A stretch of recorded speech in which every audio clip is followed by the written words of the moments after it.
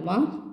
P of A equal to 0.5, P of B equal to 0.8 மற்றும் P of B by A equal to 0.8 எனில் P of A by B மற்றும் P of A சேர்ப்பு B ஐ காண்க. என்ன இது by அப்படின்னு சொன்னால்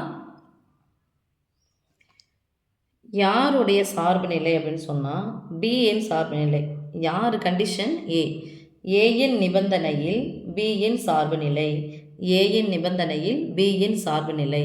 என்ன ஃபார்ம்லான்னா யாரால் பையனாவே ஏ பையனா வகுத்தல் அப்படின்ற அர்த்தம் புரிஞ்சுக்கோங்க. என்னென்னா இதுக்கு ஃபார்ம்லாம் என்னென்னா P of A வெட்டு B by P of A. A வெட்டு பியை ஏஆல் வகுக்கணும். இங்கே பி இருந்துச்சுன்னா A by Bனா A வெட்டு பியை பியால் வகுக்கணும், அவ்வளோதான். அப்போ இதெல்லாம் நம்ம போட போகிறோம் சாமி. இன்னொரு டீட்டெயில் நான் எழுதாமல் இருந்தோமா P of B by A equal to 0.8ன்னு போட்டாங்க. நான் ஃபார்முலாவில் எப்படின்னு ஏயின் நிபந்தனையில் B இன் சார்பு நிலை, அதான் B by A. இப்போ 0.8 equal to P of A வெட்டு B by P of A வந்து என்னது 0.5. வகுத்தில் இருக்கிற 0.5 அந்த பக்கம் போச்சுன்னா பெருக்கலாம் மாறும். 8 40, ஒரு ஸ்தானம் 2 ஸ்தானம் தள்ளி புள்ளி ஊற்றணும். P ஆஃப் A வெட்டு B. So P of A வெட்டு B வந்து கண்டுபிடிச்சாச்சு.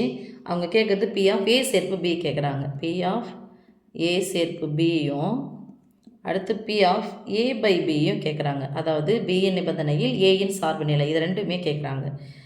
இப்போ நமக்கு P ஆஃப் A சேர்ப்பு B ஃபார்ம் ஆனது P of A plus P of B minus P of A வெட்டு B. A வெட்டு B தெரியும், A தெரியும், B தெரியும். அப்போ ஃபஸ்ட் ஒன் போட்டுக்கலாம். P ஆஃப் A சேர்ப்பு B equal to P of A plus P of B minus P of A வெட்டு B. இப்போ P ஆஃப் ஏனுடைய மதிப்பு 0.5 ப்ளஸ் P ஆஃப் பியினுடைய மதிப்பு 0.8 மைனஸ் பொதுவாக இருக்கிறது 0.4. 0 நாலும் 1 தான். ரெண்டுத்தையும் கூட்டிங்கன்னா நான் வரும் 8 5 13க்கு 3 மீதி 1. ரெண்டுத்தையும் கூட்டிக்கோங்க, அப்புறமா கழிச்சுக்கோங்க. 0.4 கழிக்க போகிறோம். 13லேருந்து 4 கழிச்சா 9, ஒரு ஸ்தானம் தள்ளி புள்ளி வச்சா 0.9. யார்? இதுதான் P ஆஃப் A சேர்ப்பு B. ரைட்மா? அடுத்தது என்ன கேட்குறாங்க பரசாமி? P of A by B. B இன் நிபந்தனையில் A இன் சார்பு நிலை என்னது? P ஆஃப் B ஆல் வகுக்கணும். யாரை? A வெட்டு Bயை B ஆல் வகுக்கணும். ஓகே, A வெட்டு B by B.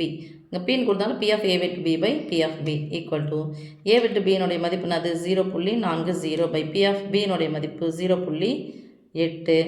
அவ்வளோதான் வரப்போகுது. என்ன வந்தால் வகுத்தா அது தானே வரப்போகுது. ஒரு 8 I 8 40 0.5.